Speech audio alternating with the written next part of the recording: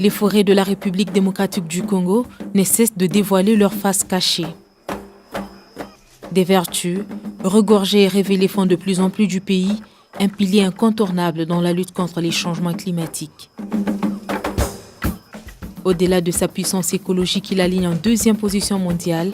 Une valeur ajoutée vient de renforcer ses poumons verts, la découverte des tourbières. Nous avons cherché pour dans la tourbière, dans la forêt marécageuse, pour savoir combien de carbone il y a dans la tourbière de le bassin du Congo. Et ça, c'est important parce que le carbone dans la tourbière, c'est beaucoup.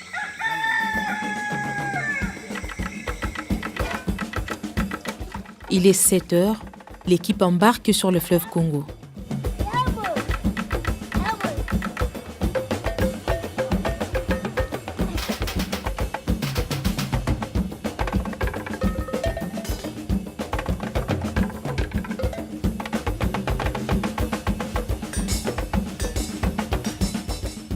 Après 15 à 20 minutes de navigation, le convoi prend la direction de la rivière Ikilimba. Ici, pour faire route, c'est le GPRS ou rien. Calme, serein, les scientifiques et Greenpeace ne s'en tiennent qu'aux indications de cet outil. Parce que nous ne savons pas encore ce que nous réserve la forêt là-bas et nous pensons que ça sera aussi intéressant comme les autres sites dont nous avons déjà visité. À première vue, sur cette rivière, la végétation change et au bord des rives, on aperçoit rapidement des campements construits sur pilotis, une construction qui explique les crues qui gagnent cette contrée, qui porte une partie de la découverte écologique du siècle et qui remet la République démocratique du Congo au centre des discussions et solutions dans la problématique de la crise climatique planétaire. Les tourbières sont une source de stockage de carbone. Pour Greenpeace, c'est une aubaine. Il faut y aller. Il faut se rassurer que nous puissions cartographier toutes les tourbières, nous puissions les protéger juste pour préserver le climat. C'est dans ce sens-là que Greenpeace met beaucoup d'efforts, met beaucoup d'énergie pour que toutes les tourbières soient cartographiées. En fait, après analyse de profondeur et de densité, nous puissions remettre les résultats aux décideurs politiques. Les 2/3 de ces forêts du bassin du Congo détenues par la RDC justifient ces différentes expéditions après la toute première, initiée par Greenpeace à Yokolama, dans le territoire de Bikoro, dans la province de l'Équateur. Les scientifiques et Greenpeace poursuivent l'aventure dans la forêt. Remonter la rivière Ikilimba, nous nous arrêterons au niveau du village Bosokole, selon les images qui sont en notre possession. Et nous croyons que là, nous verrons, le site sera un peu spécial. Parce que les images montrent que la tourbe peut être profonde et dense. Des révélations satellitaires importantes pour la survie de la planète cartographiée à Ikilimba, un des affluents du fleuve Congo, situé dans un coin perdu de la province de l'Équateur. Pour moi, le plus intéressant, c'est où est la tourbière et combien de tourbes est là-bas. Les tourbières restent des écosystèmes fragiles à protéger à tout prix au bénéfice du climat mondial. Un trésor enfoui dans ce coin qui impose à Ikilimba de porter une image tout autre sur le plan national et international. La détermination dans cette expédition, une opportunité pour la mobilisation de ressources au profit des communautés qui s'illustre en une récompense pour la survie de ces dernières. Ikilimba, 4e site d'exploration scientifique en RDC, tout est focalisé sur la réalité de son terrain. La méconnaissance inquiète un tout petit peu, en dépit des vérités cachées, telles que décrites par les données satellitaires. Nous sommes vraiment joyeux de partir et pour aller en découvrir, parce que nous ne savons pas encore ce que nous réserve la forêt là-bas. Tout est chronométré et les idées coulent de partout pour le couronnement de cette exploration. Impatiente, l'équipe dévoile déjà la procédure à suivre une fois sur le terrain. Par jour, si le site est accessible, nous pouvons faire 1 kilomètre. Mais si c'est très difficile, parfois, juste on couvre 250 à 500 mètres selon la difficulté des terrains. La navigation sur cette rivière sinueuse qui tire son origine dans le territoire de Befale exige plus d'attention. Un long périple, mais très important. L'espoir d'atteindre le site Samenuis au regard des estimations de la navigation faite sur base d'un vol d'oiseau, soit 8 heures pour 100 km.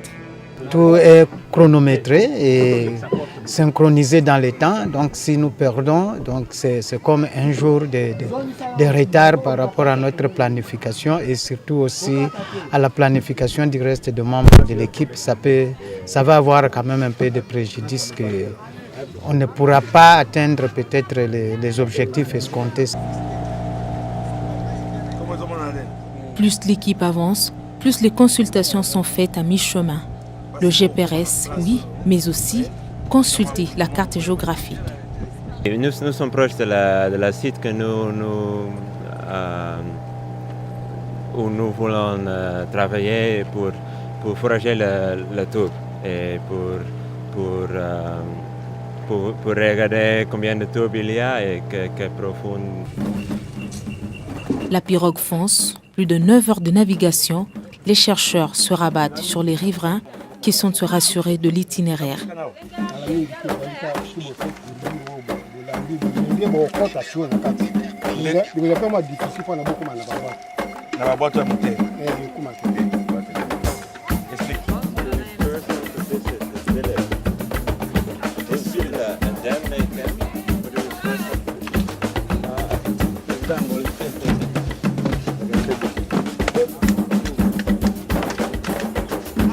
So pesa que tomoni que boîte zomo na de so za pembeni hotel ngo chika donc ya ibinzela tomona to za pembeni awe.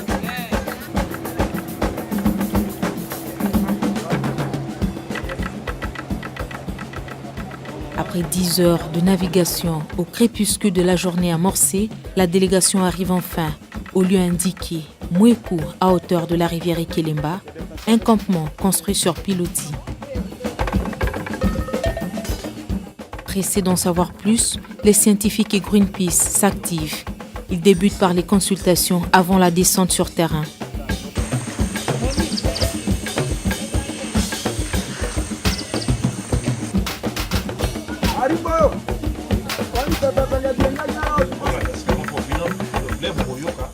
Une première rencontre pour ces communautés, la délégation articule son intervention sur la protection et préservation de ces tourbières, une aubaine pour la séquestration carbone et une bombe si l'on opte pour le contraire. Ils sont en train de se poser des questions. Ils disent que non, bon, écoute, si nous allons protéger ces tourbières, nous allons protéger cette forêt, qu'est-ce qu'il y a comme compensation? C'est pourquoi nous disons que non, les initiatives qui sont en train d'être menées actuellement dans ces grandes réunions devront, aussitôt que nous avons des analyses claires et nettes, vite revenir auprès des communautés pour négocier, pour sensibiliser, pour que ça soit une chose faite. Donc, on ne peut pas protéger les tourbières à partir de Kinshasa. Parce que vous voulez les protéger à partir de Kinshasa, ces gens mettent du feu. L'occasion d'inciter sur la survie et même la vie de ces tourbières qui restent liées à l'humidité. Un atout pour son existence, d'autant plus que les activités de ces communautés n'ont aucun impact négatif. Et le vrai problème, c'est que ces forêts doivent rester humides. Et pour que ça reste humide, il n'y a qu'eux qui peuvent être les dégâts. Tout laisse à croire que le salut de ces zones ne peut provenir que des communautés qui jusqu'ici ne maîtrisent rien de la matière. Nous, auparavant, on voyait ça, on ne comprenait pas ce que ça signifiait.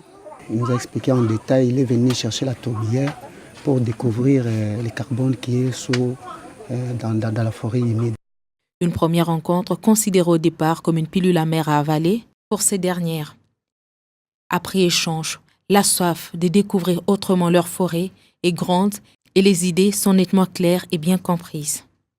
Personnellement, j'ai compris et nous sommes là prêts pour expliquer aussi à la population parce que nous avons compris que cette forêt Là, dans les sous-sols, il y a quelque chose, il y a donc le feuille là qui tombe, qui font des couches, et cela, ça produit, ça garde du carbone à l'intérieur, et cela peut causer un jour une explosion. Quoi.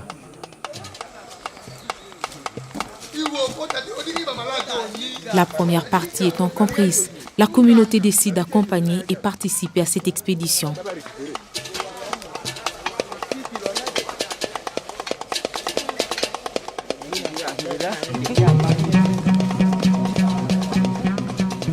L'équipe commence par le repérage du site. Le point zéro est indiqué. Ici, c'est le début des traces que nous avons choisi avec les images satellitaires.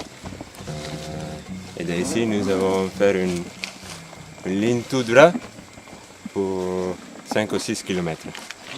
Et dans chaque 250 mètres, nous allons mesurer la profondeur de la tour. J'espère que nous allons trouver beaucoup de tours là-bas.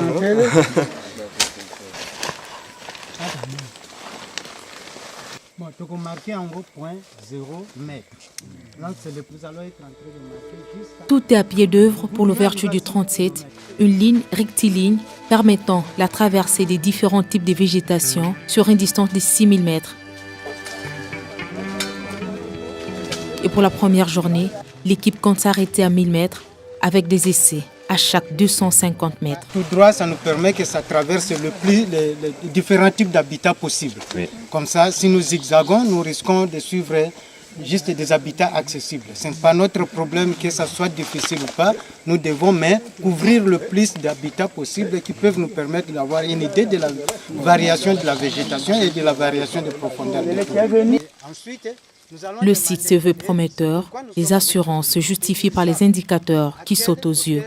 Sous nos pieds, il y a déjà, vous sentez que ça rebondit un peu. Donc dans nos cœurs, déjà, ça nous donne la joie que, bon, peu importe la profondeur, mais la matière que nous cherchons, déjà, il y a des indications. Une première étape des 1000 mètres basée sur les indications du GPRS.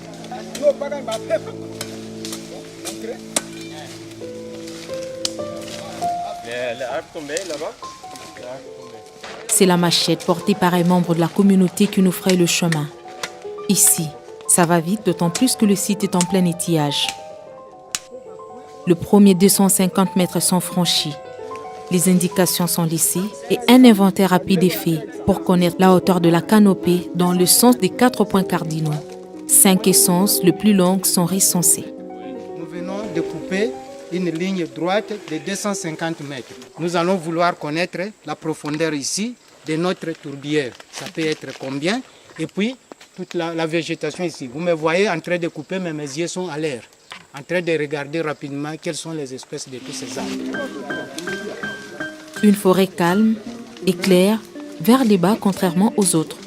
Le principe est que l'ouverture soit la plus longue possible pour faciliter l'inventaire de la végétation qui sera associée à la profondeur et à la coloration de la turbe. Donc la forêt est très claire ici et il n'y a pas trop de végétation herbacée. Donc ça c'est pour nous aussi une autre histoire. Et ce qui reste à comprendre pourquoi c'est comme ça, mais nous pensons déjà que d'emblée parce qu'il y a la hauteur d'inondation est élevée et quand l'eau se retire, il se retire avec beaucoup de graines au sol qui permettent que ça va avec toutes les graines qui pouvaient pousser. 1 kilomètre, soit 1000 mètres, nous a valu 1h30, la sueur et surtout les fronts. Une petite fatigue pour les non-habitués et un apaisement pour cette équipe qui petit à petit se rapproche de la réalité. Nous sommes proches de la rivière ici, donc l'idée était que peut-être la rivière contribue l'eau à la tourbière. Dans tout l'autre site, c'est seulement la précipitation. Mais ici, c'est sec, donc probablement c'est la saison. Nous sommes dans la saison sèche. L'empressement est visible pour ces chercheurs, tout comme pour la communauté qui veut en savoir plus. La procédure est la même, l'inspection du site, le marquage des indications placées ça et là, puis le quadrillage de l'endroit. nous devrions mener une investigation en détail ici. Donc en détail, c'est-à-dire quoi? Nous allons d'abord, nous commençons par faire le forage pour estimer la profondeur de la tourbe. Et si nous voyons la profondeur, nous allons monter maintenant l'équipement pour commencer à extraire. Après que nous commençons par ça pour ne pas abîmer le terrain par le piétinement. Quand nous aurons fini maintenant, nous allons faire une parcelle pour inventorier les différentes espèces qui sont dans ces points ici. Le déploiement du matériel s'invite, tout instrument est placé à sa place.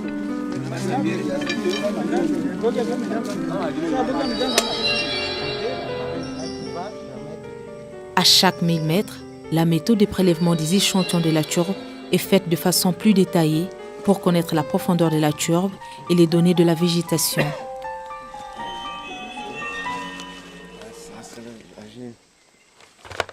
Le premier essai est fait. Quand nous prenons l'échantillon, ça va changer. Il faut que environ 65% des matières soient des matières organiques. Et là, c'est une bonne tourbe, mais ici on voit que les superficiels comme l'eau sèche, ça pousse un peu du sol, mais nous pensons qu'avec la profondeur, ça va changer. Et quand nous prélevons, nous avons des catégorisations de différents types de tourbes. Nous allons trouver plus que 2 mètres de tourbe là-bas. Donc ça signifie que la forêt ici, la forêt à côté de la rivière Ikalemba, a beaucoup de tourbes, beaucoup de carbone dans le sol. Ce travail méticuleux exige plus d'attention. Oui, c'est vraiment un travail de fourmi et ça nous demande beaucoup d'attention et surtout quand nous commençons à faire l'inventaire, nous devrons avoir au moins l'identité de chaque espèce. Alors ça demande aussi une connaissance de la végétation et de la flore afin que nous puissions associer ça aux données qui vont ressortir des carottes.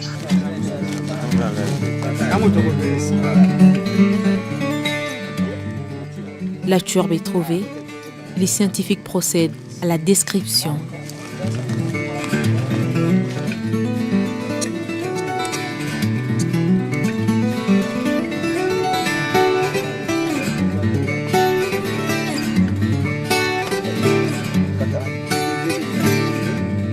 Une turbe est compacte, jamais trouvée sur d'autres sites.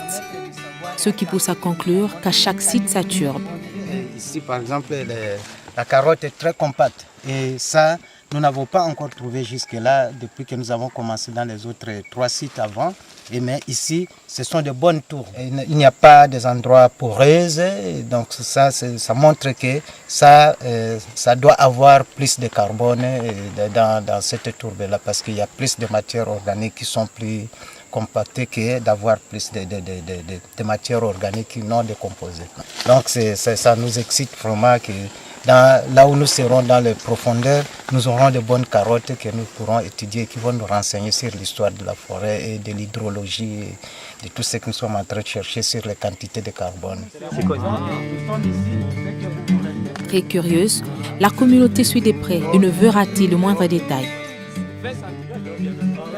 Je regarde ça quand on a près des matières.